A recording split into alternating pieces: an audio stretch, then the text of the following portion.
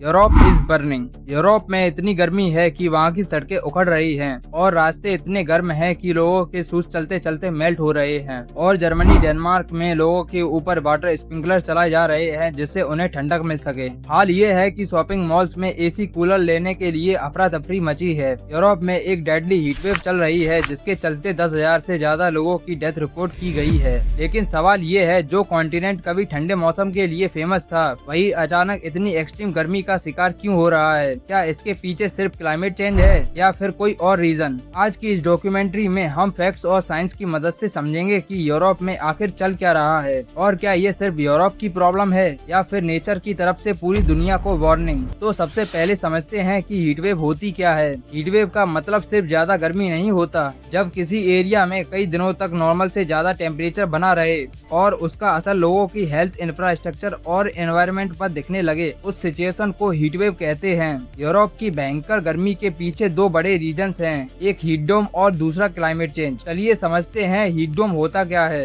Heat dome एक pressure cooker की तरह काम करता है जिससे अंदर की गर्मी बाहर नहीं निकल पाती और धीरे धीरे अंदर का टेम्परेचर बढ़ता रहता है। हीट डोम भी कुछ ऐसे ही काम करता है।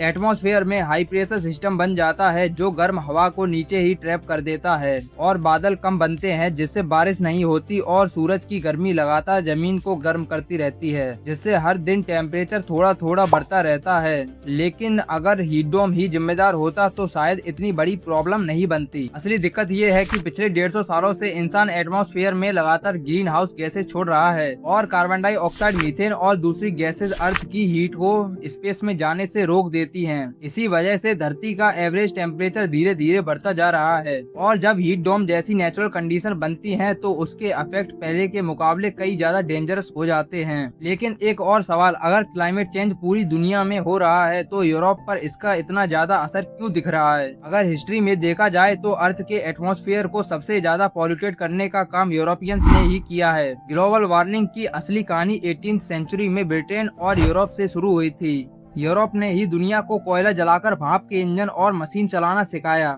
जब बाकी दुनिया ट्रेडिशनल और नेचुरल तरीकों से जी रही थी, तब यूरोप की फैक्ट्रीज, ट्रेन्स और शिप्स 24 घंटे आसमान में कार्बन डाइऑक्साइड उगल रही थी। आज हवा में मौजूद कार्बन डाइऑक्साइड का एक बहुत बड़ा हिस्सा उसी दौर की देन है। क्लाइमेट साइंस का एक सीधा सा रूल है, कार्बन डाइऑक्साइड एटमॉस्फेयर में सदियों तक बनी रहती है। इसलिए आज कौन सा देश कितना पॉल्यूशन कर रहा है उससे भी ज्यादा जरूरी ये देखना है कि हिस्ट्री में सबसे ज्यादा पॉल्यूशन किसने किया था। इसी को क्यूमुलेटिव एमिशन कहते हैं। अगर हम 1751 से लेकर आज तक के total global carbon emission records का हिसाब लगाएं तो अकेला यूरोप दुनिया के 22 से 25% हिस्टोरिकल कार्बन एमिशन के लिए जिम्मेदार है। ये हिस्सा पूरे अमेरिकन कॉन्टिनेंट और लैटिन अमेरिका के टोटल हिस्टोरिकल एमिशन से कई गुना ज्यादा है। ब्रिटेन, फ्रांस, स्पेन, पुर्तगाल और नीदरलैंड्स जैसे यूरोपियन देशों ने दुनिया के एक बड़े हिस्से पर राज किया। अपने कॉलोनियल दौर में उन्होंने सिर्फ अपने ही जंगल नहीं काटे बल्कि एशिया, अफ्रीका, अमेरिका के बड़े बड़े नेचुरल फॉरेस्ट को भी खत्म कर दिया। और यूरोपियंस ने शिप्स बनाने और रेलवे लाइन बिछाने के लिए करोड़ों पेड़ काट दिए। ये धरती के कार्बन सिंक्स होते हैं जो कार्बन डाइऑक्साइड को एब्जॉर्ब करते हैं।